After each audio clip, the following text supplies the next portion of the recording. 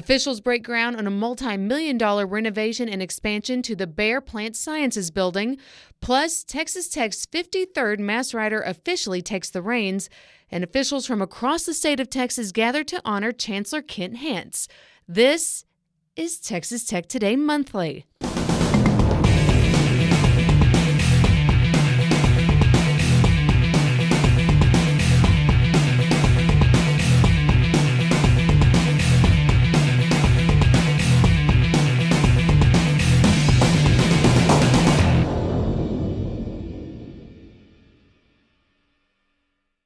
Welcome to the May edition of Texas Tech Today Monthly. The Plant and Soil Science building is more than 40 years old, but it will soon undergo a major renovation, facelift, and name change. It's all part of the largest cash investment for research in Texas Tech University's history.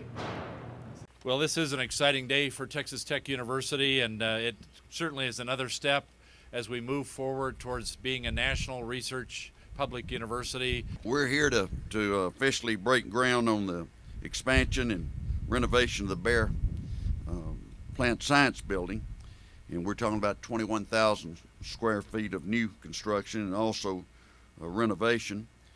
This is a $13.6 million project.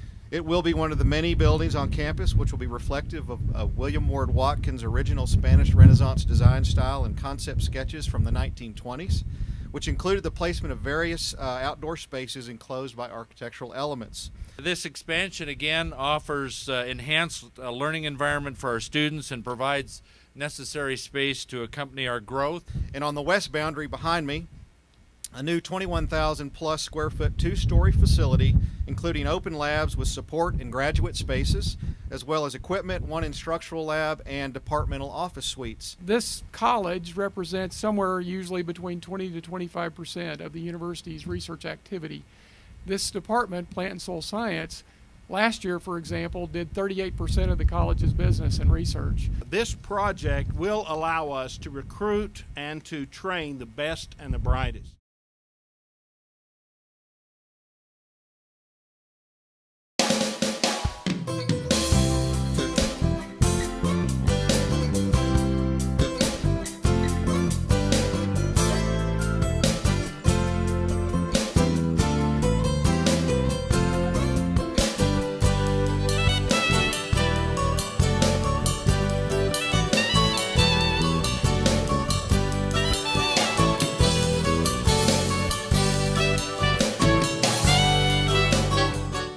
The Mass Rider is one of Texas Tech's most beloved traditions, and just recently, one half of this duo, Fearless Champion, met his new rider, Mackenzie White.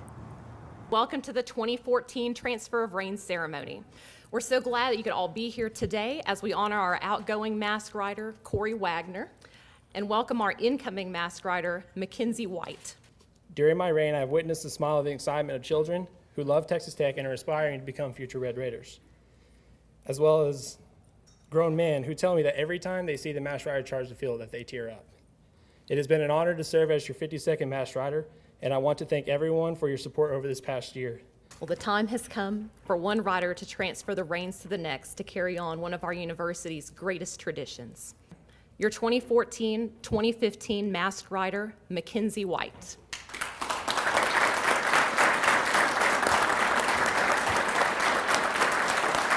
Mackenzie, please come forward to begin the 60th year of the Masked Rider program and serve as the 53rd Masked Rider. This is such an incredible opportunity that God has blessed me with. Thank you. I'm so proud to represent this university as an ambassador and to be able to inspire others to come to school here and to do great things with their life. Reckham.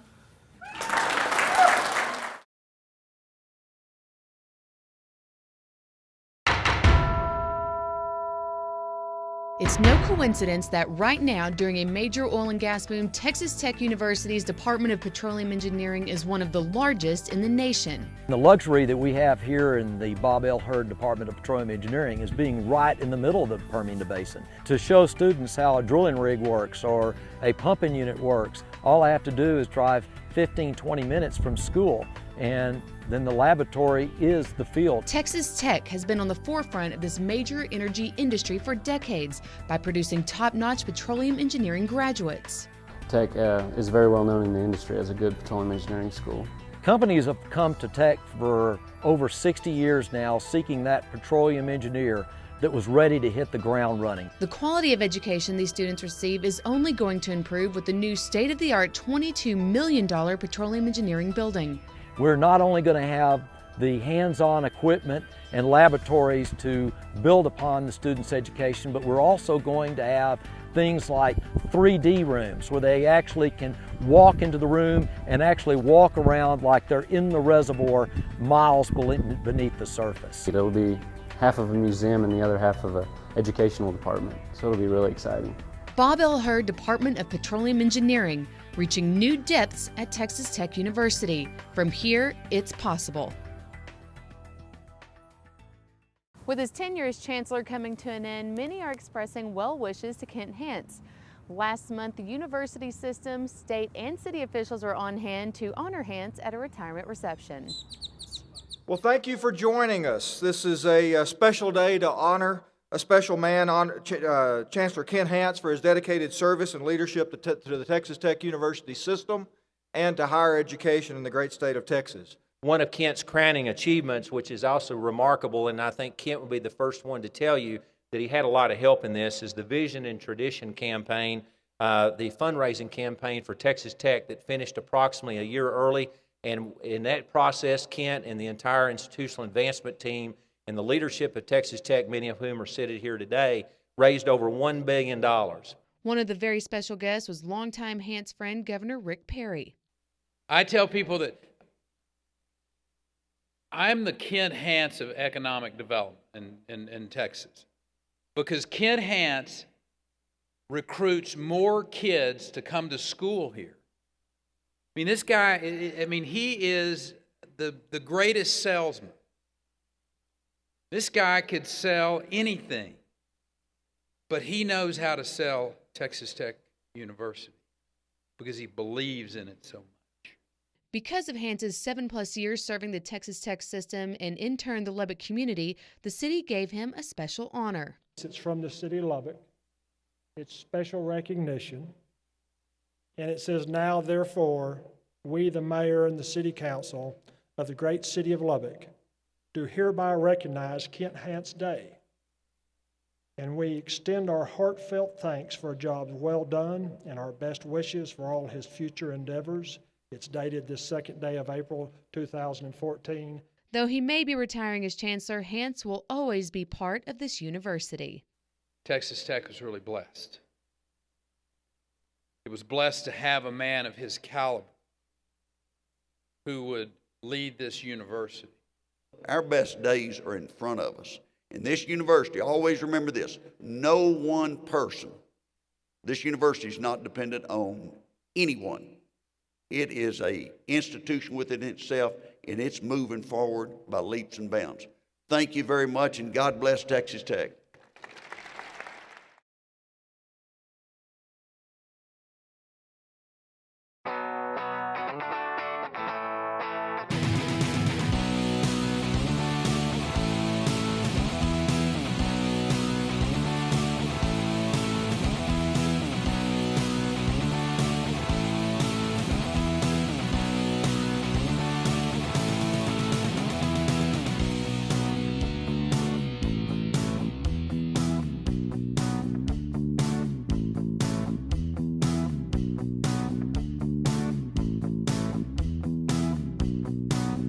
We've invited admitted students, prospective students, parents, alumni to join us today and just to learn more about Texas Tech.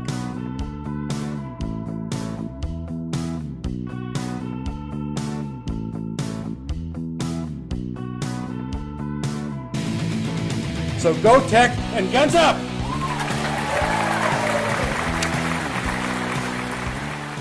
From planting flowers to housing literary works dating back thousands of years, April was a big month for aesthetic, cultural, and academic enrichment here at Texas Tech. And this begins our Red and Black recap.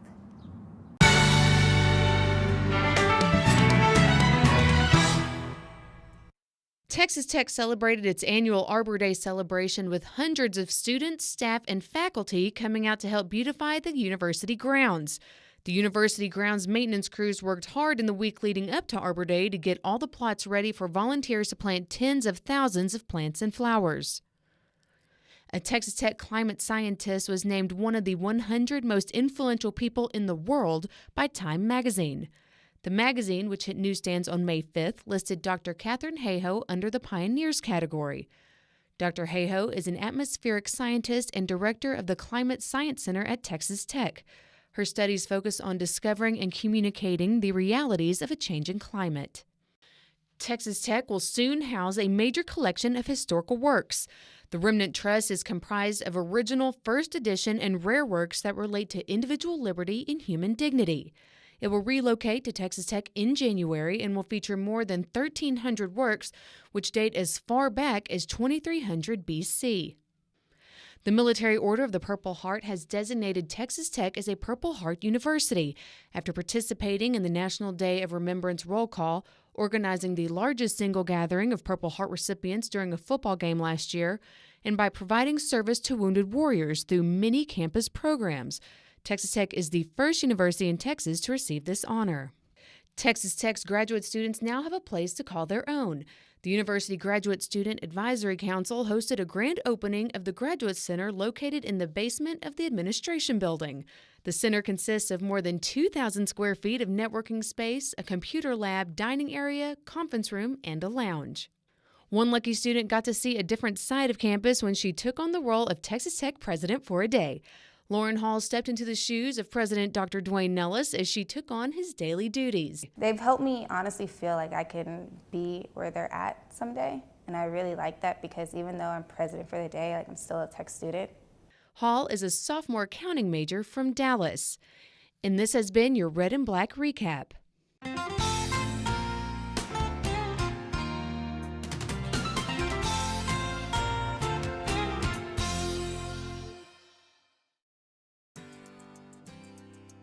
Oh my, I came to Tech in 1990 as a young assistant professor, and John Burns hired me. He was chair of biology. And then in 1996, I got tenure at the university. In 1997, in the spring, I was asked to be interim chairman of biology. I was scared out of my wits. What I like the most is being with the students. And the best part of my day is when I'm in the classroom, and I still teach. And I insist on it because it's what I am all about. Because if we're not here for the students, then we shouldn't be here. That is my philosophy. I was born in Ceylon, Sri Lanka, a little island. My mother's from there. My father's from Goa in India, an old Portuguese colony, hence our name, San Francisco's Portuguese. When I'm not working, I love to cook. And I cooked a great salmon last night. And I play tennis. And I read. I read books given to me by my children. Oh my word. For some of them. Every book is wonderful, right? The Grapes of Wrath, fabulous book, right? So many things. Right now I'm reading actually the journals of Lewis and Clark. My wife loves Indian food. That was the first thing. First date, went to an Indian restaurant. And I said, if you don't like Indian food, this could be difficult, yeah. But she loves it, and so we cook Indian food. Samantha's 24. She's getting her master's degree in San Diego in marine science and birds. And our son played soccer in college, and so he stuck around at Washington University, St. Louis, and then he got his PhD, and now he is doing a postdoc. His postdoctoral research at the University of Illinois, Champaign. And his research is at the point of intersection of my wife's work and mine. So he's a molecular microbiologist using genomics tools to understand systems. We want to thank you for joining us for this edition of Texas Tech Today Monthly. You can see all the latest stories at today.ttu.edu. Until next time, I'm Lacey Nobles.